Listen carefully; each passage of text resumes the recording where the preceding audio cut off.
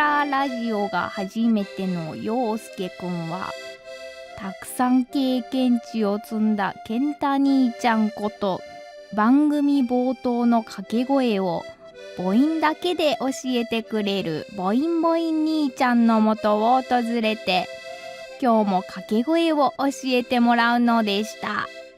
母音母音兄ちゃん。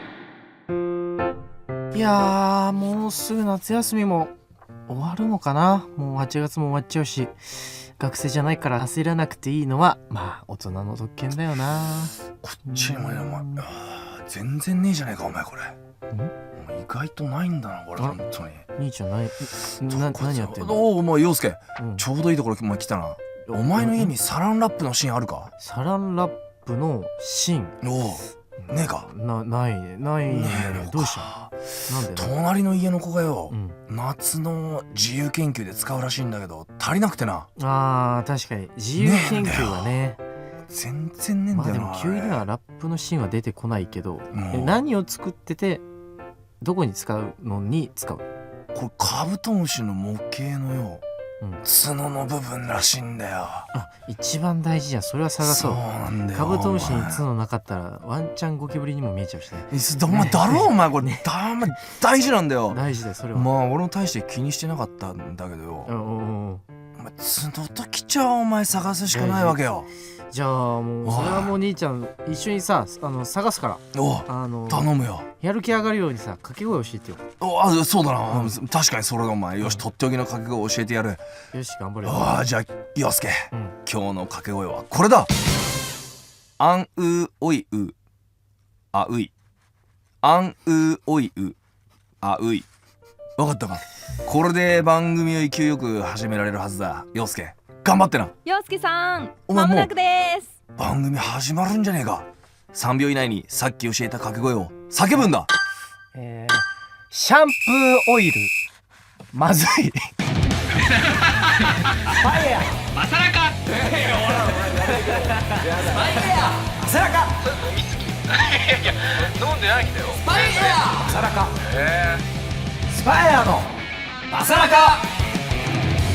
こんばんは。時刻は深夜1時を回りました。スパイボーカル陽介とドラムの健太です。この時間からは僕の出身地である福岡から日本中世界中に発信していく番組スパイヤーのマサラカをお送りしています、ちなみに全部母音は合ってたよ。まずい。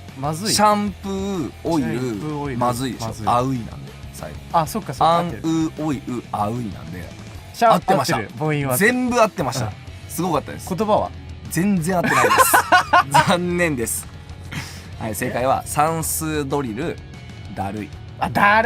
ね、算数オイル違った、オイルに引っ張られてる算数ドリルまで出てきたら、いけたかもね。まあでも出てきてないんで。いやでもちょうどいいわこのぐらいのやっぱ母音の量がらしいです、ちょっと今週からはね、リハビリを兼ねて、やや伸ばされてるらしい。伸ばされてですね。ということで、日付変わって今日は、宿題の日らしいです。日付の由来は、夏休みの宿題を夏休み最終日近くに終わらせる人が多いことから、現在夏休み宿題代行サービスというサービスが登場している賛否を読みます。とある業者のもとには毎年 2,30 件の依頼が来るそうで、読書感想文は400字で、1枚2500円から3000円、ドリルなどの問題集は1冊3000円から4000円で受付中そうです。なるほどね。いや賛否を生むだろうね。ですね。賛否宿題をどう捉えるかだよね。まあ俺はやってなかった。俺もね、時期によったね。まあ気持ちのね。そう、向くときはってことだよね。気持ち向いてるときは、夏休み初日ぐらいに半分ぐらい終わらせる。ですごい最終日まで手つけない。最終あと半分やるんだ。最終あと結果半分か全部かっていう話ね。いやでもねこれ代行サービスって俺はね別にねいいとは思わないけど。本当俺いいと思っちゃう。じゃあそういいとは思わないんだけど、でもこれを見つけて使える人は社会で残っていくと思う、正直だし高校生とかだったらバイトもできるわけじゃん。まあさまあ一日頑張ってやってもさ、まあ一日で終わらせようと全部終わらせようと思ってもさ、10時間ぐらいかかるわけじゃん、教科によるけど、そうね。それをさ一冊3,4千円だよ。いやでもそこなのよ俺は。このお金を親が払ってたら俺はダメだと思う。だから、うんさやっぱさ高校生とかでバイトしてる子も多いじゃん、うんってなってくると、うん宿題やってバイトやって遊ぶになるわけじゃん、そうねタ。スクが3つになるわけ、うんだったらその宿題にかけてる時間を全部バイトに預けちゃう、うんしたら、バイトの時間がそれで短くなる、だまあプラスになるよね。遊ぶ時間が増えるわけじゃん、だったら俺そっちを取っちゃうね。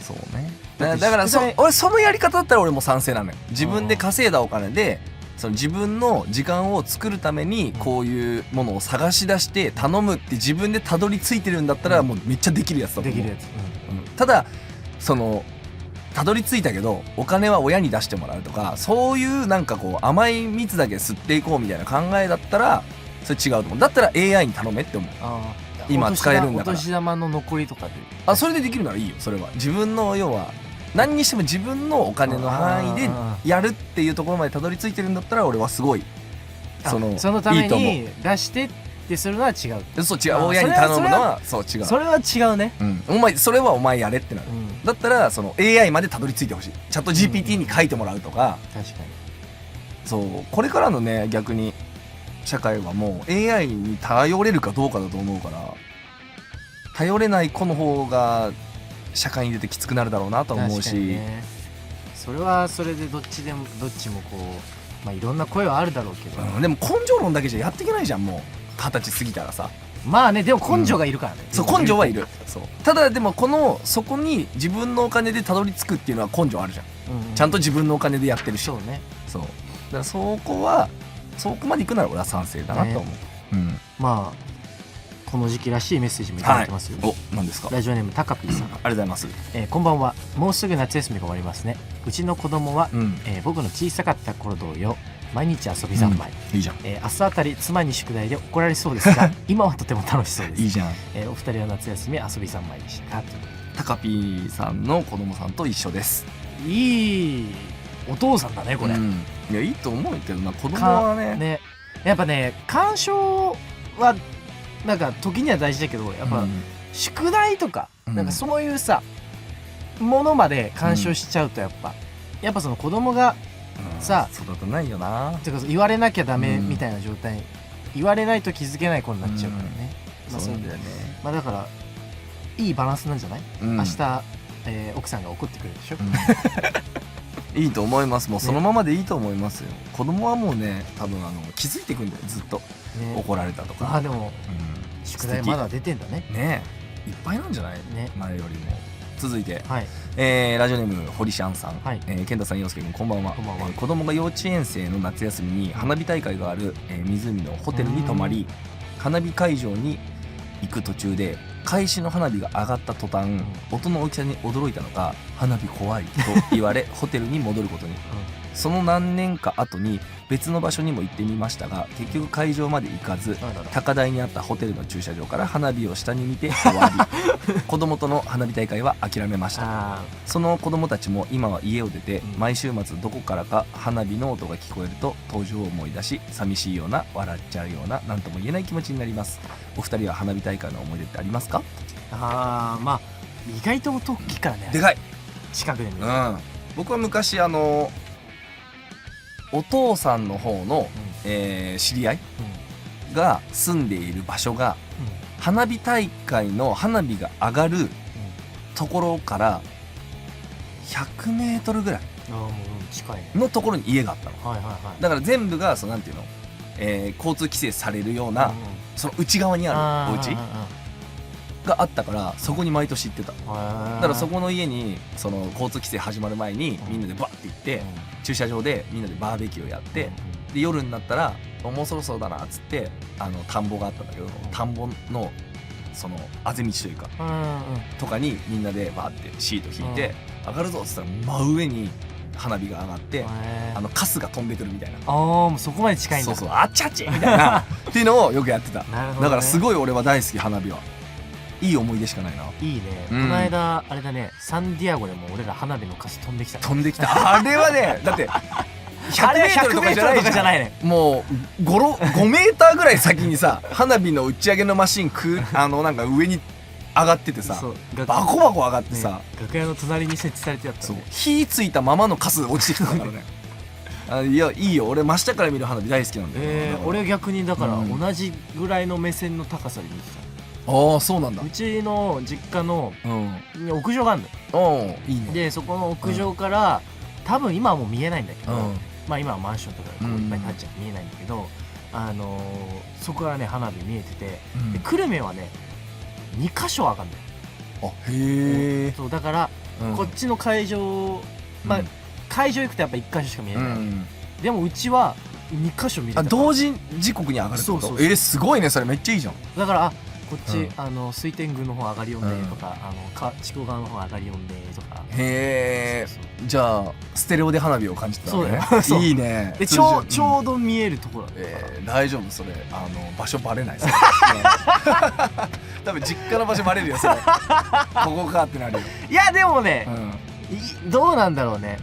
まあ距離感で言えば、まああの辺かなって。いやでも分かんないわ。分かんない。意外とね、あれですから、久留米はそういうお家がいっぱいありますけど。ああなるほどね。確かに。いやでも花火はいい思い出しかないってことですね。はい、ありがとうございます。番組では皆さんからのメッセージまだまだお待ちしております。メッセージの送り先はすべて小文字でバサラカ@fm福岡 .jp basaraka@fm福岡 .jp もしくは FM 福岡ホームページにあるメッセージ応募フォームから番組名スパイのバサラカを選択して送ってください。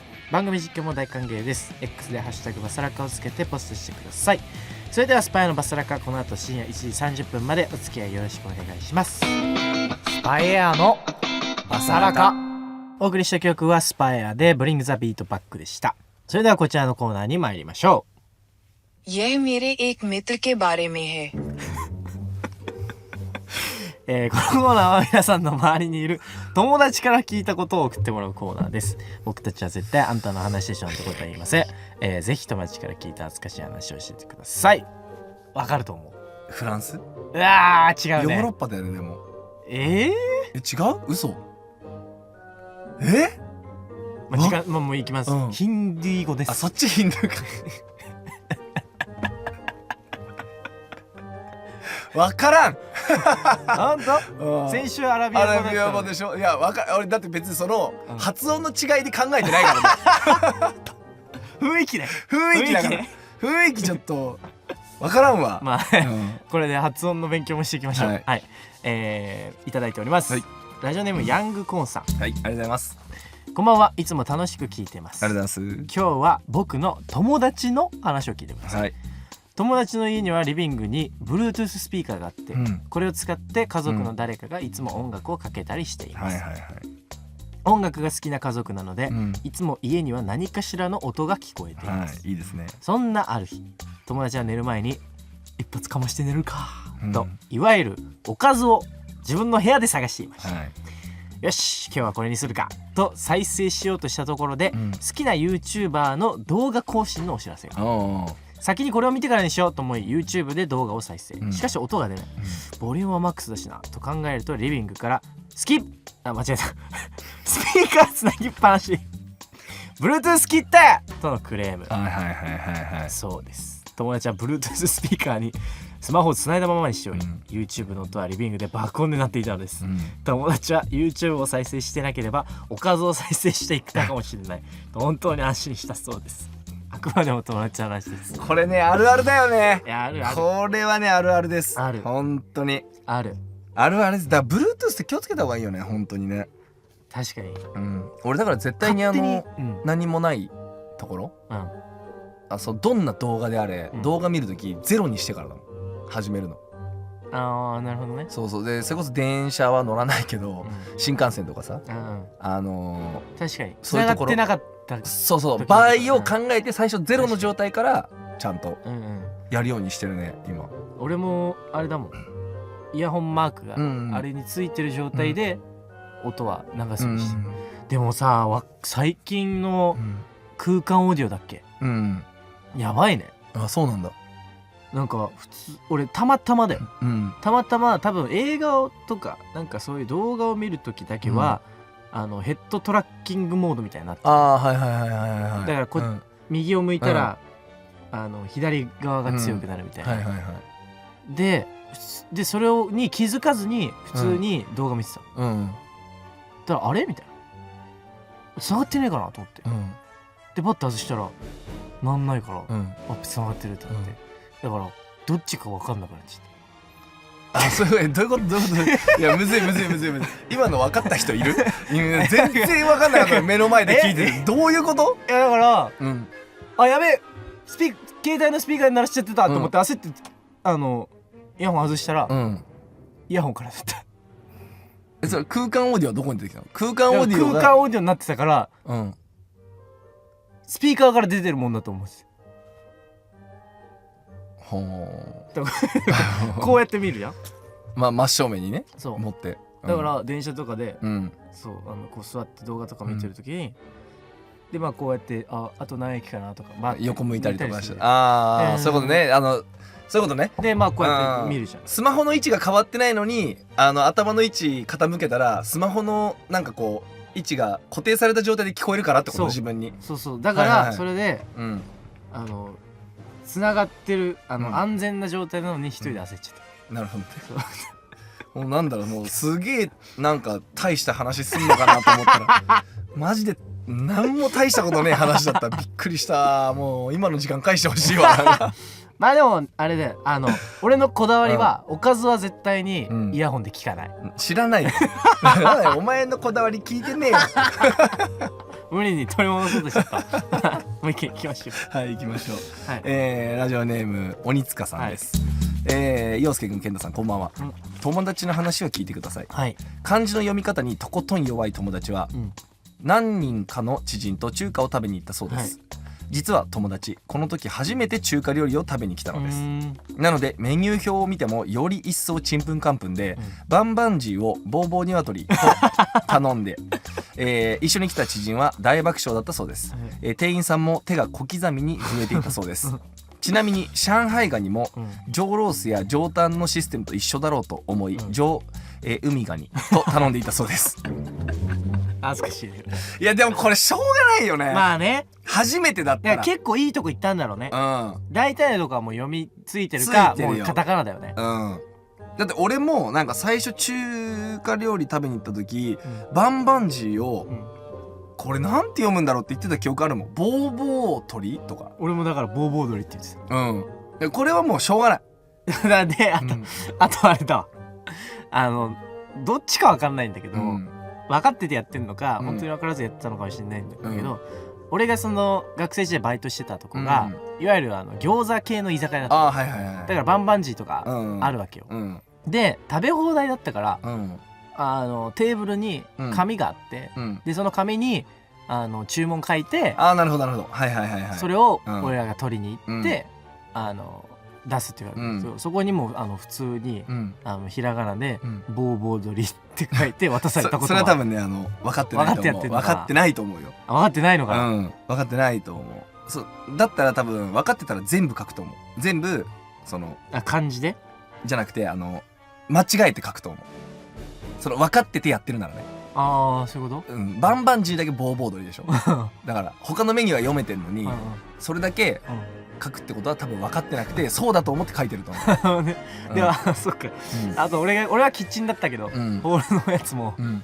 分かんなくて、ボーボー鳥っつってじゃあボーボー俺がふざけてやってたのようんやってたのよ餃子のこともチャオズって言ったりさ、はいはいでそれでうんたら本当にうん「あボーボー鳥です」どっちどっちっつって持ってってはあって言われちゃったでこっち帰ってきてうん「えこれ違うと?」って言われてうん「いやそれバンバンジーね」っつっていやまあでもそうやってね人はね大人になってくんでそうだねん確かにこれもう上海ガニもね分かんないむずいよ上海まずどこで切るか分かんないもん、これでまず上海って普通読まないしね、だってウミガメっているからウミガニっているよね確かに、ねカニはでも海のものじゃないの？いやいやあれがいるじゃんサワガニじゃなくてサワガニだっけ淡水で生きれるカニいるでしょあーそっかそうそうそういるからタラバガニとかズワイガニはそれは海だよ。あそれはおい大卒いやそれは海なんだ。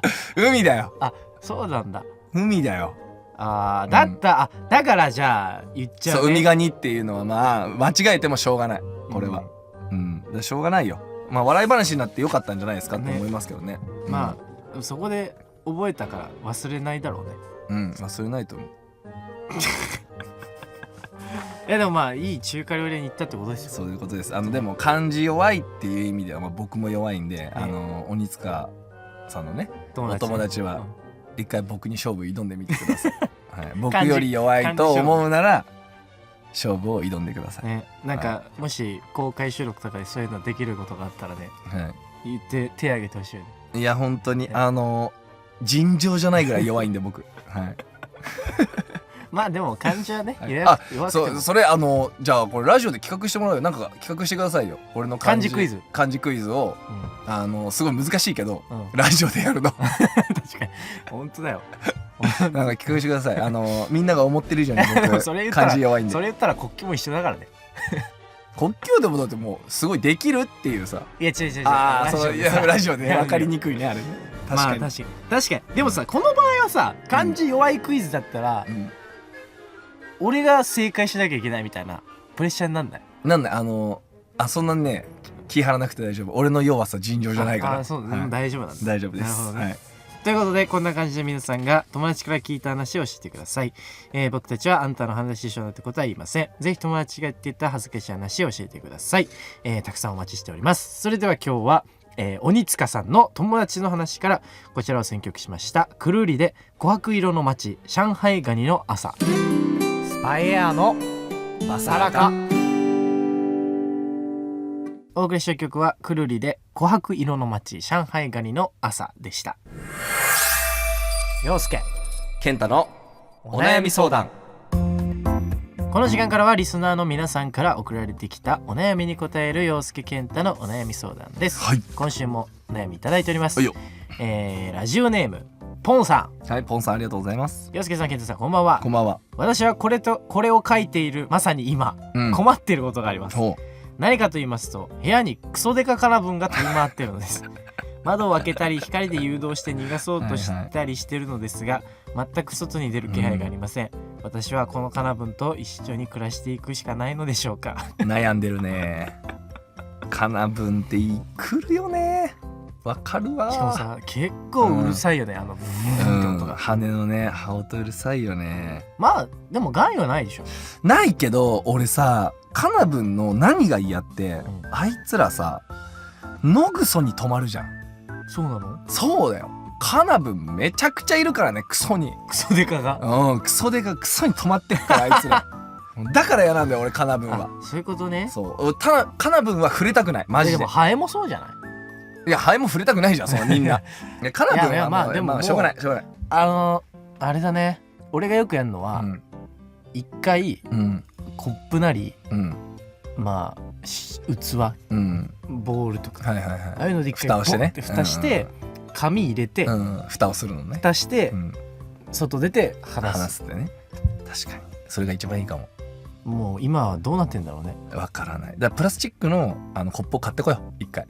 ああなるほど。そうプラスチックのコップだったら割れないから。だし、あれいいのは中身見えるから。あ確かに。そう、やっぱこうしてる間にさ逃げちゃうやつ逃げるね。確かに。だからプラスチックのコップを買ってちょっと戦ってみる、それがいいと思います。勝てなかったら暮らそう、で頑張ってくれ。大丈夫。大人カナブンもね大人になるとね外に出るから。そうまだまだあります、ラジオネームポミュポミュプリンさん。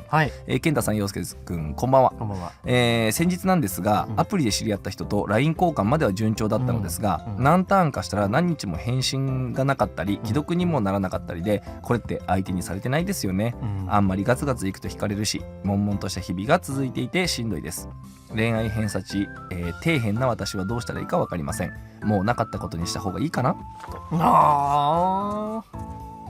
いやそいつのことなんて分かりもしねえのに相手にされてないって決めつけるのは早いよ。いやそっち派粘れ派粘れ派粘れ派粘れ派だし、候補をいっぱいその間に作ればいいって思う。いや、そう多分ポンポンプリンさんはその候補を作るっていうことができないんじゃない？ああ、も今こう入ろうとしてる最中ってことでしょ？一択みたいな。一択になりそうな時ってことでしょ？いやでもさ、俺これ思うんだけど、なんでアプリになると急にみんなその人とその LINE 交換とかまで行くとさ、期待値が上がるわけじゃん。もしかしたらこの人は自分に好意を寄せてくれてるかもしれないってなるわけじゃん。でも通常学校とかってさ、そんなアプリで会う人よりも数倍人と会ってるわけじゃん。要は実際の学校とかに行った方が、アプリで連絡を取るじゃなくて会うっていう意味では、要は分かんない、その1クラス20人、30人いたら、もう1クラスの中だけでも男子は15人ぐらいいるわけでしょ。で女子も15人だとするじゃん。そしたら15人の異性と会ってるわけじゃん。その時にそのアプリで連絡取れました、会いましょうってなりました、会いますってそこまでにかかる労力ってすごいわけでしょ、結構。多分そうだね。俺アプリをやったことないから分かんないんだけど、その一人に対してあまりにも固執しすぎじゃねって思うわけ俺。でも学校はパッて行ったら、異性の15人にパッて会えるわけじゃん。でいろいろ話もするし、それはもちろん自分のタイプは違うとかってあるかもしんないけど、でもことアプリになるとさ、ちょっとタイプじゃなかったとしても、ここまで来たんだからみたいな気持ちちょっと芽生えてませんって思うわけ。はいはいはい、なるほど。じゃあもったいなかった。もったいない、そうなんかちょっともったいない精神ありませんって、で LINE 交換まで行ったから、この人とじゃないと私ここにしか行けないかもみたいな、もうないかも。あとこの人 LINE 交換まで行って順調だった、だから、この人は会ってみたりとか、デートしてみたりしないと私の今までの時間は何だったんだってなっちゃうわけ。なっちゃいます。なんかそういう意味で人と会った時の異性、まあ同性でもいいよ、その自分の恋愛対象になってる人への期待値上がりすぎてませんって思うの。まあね。でそれで一喜一憂しすぎじゃないですか、あなたみたいな。学校で会ってきた数百人、あなたのこと好きになった人何人いますって思うわけ。その中で1人か2人いたら付き合えるってだけじゃん、数百人の中で、って考えても 1% とかさ 2% なわけじゃん、自分のことを好いてくれる人、もう40の俺からしたらもう 0.00 何%の人の確率になるわけじゃん、確率論で言うと、なのにことアプリになると 100% を狙い出すでしょみんな、会えたっていうだけで。それが多分アプリのマジックなのよ、こうハマってっちゃう。アプリにいろいろあるからじゃない？まあその選別するね、そういろんな。だから、もうそのなんかそうやって連絡を取るようになるまでに、うちのさ、スタッフの若い男の子がさ、今アプリ頑張ってますって言ってた、あいつから聞いたんだけど、お互いいいねしないと連絡取れないらしい、お互いがいいねって思ったら、そこで初めて連絡が取れるわけ。でも待って、一個そこで言いたい俺も、いいねの基準どうしてますかってみんなに。この人じゃないと無理っていいねしてないじゃんみんな。そうだね。この人いいかも。いいかももまだハードル高いって。とりあえずなんとなくこの自分のこの守備範囲の守備範囲かどうかわからないなっていうところで、まあとりあえずいいねしとくかっていう気分じゃん、いいねなんて。まずそこでハードルだいぶ上がってません？相手もそうよっていう、あなたへのいいねは。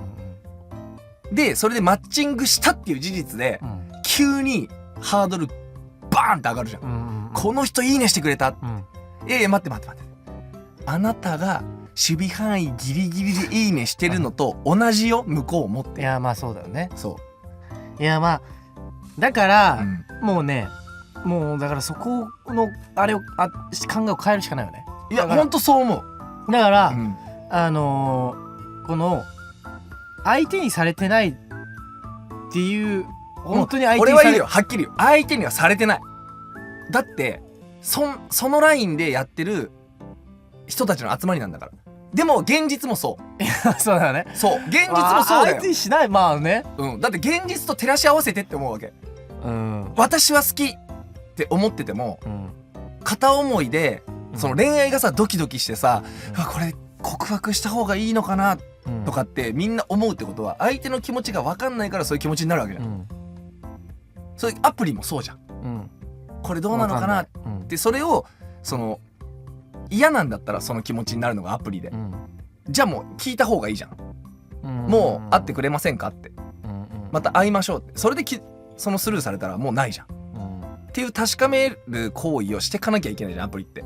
まあね、だしまあもう向こうが言うなれば、あこの人ちょっと違うなって思ったら別にさ、もう連絡返さなかったりするだけだから、まあそれと一緒だから、もう切り替えるしかないよ。だから俺ねアプリってあんま好きじゃないの。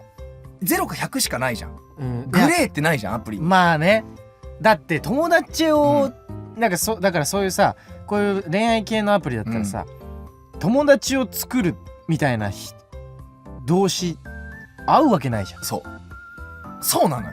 だからあんま好きじゃないの俺アプリって。だからみんな相手が欲しいとか、もう100を目指してる人ばっかでしょアプリ。彼氏が欲しい、彼女が欲しい、でもさ現実ってさ、片思いだった人と友達になって、数年後に付き合うっていうのもありえるわけじゃん。すごい。だからこそだよね。だからこそこの場合はもう本当に相手のことも何も知らないわけじゃん、だから相手がどういう人間かも分かんないから、もう別に他行こう。もうねプリンさんもうねそんなねあまりにも多分ねでどうしてもかけすぎてる、どうしてもその人が欲しいんだったら、別にまだ会ってないし、LINE 交換したぐらいまでだから、がっついていい。がっついていいと思う。だってがっつかないと意味ないと思うもん多分、アプリって。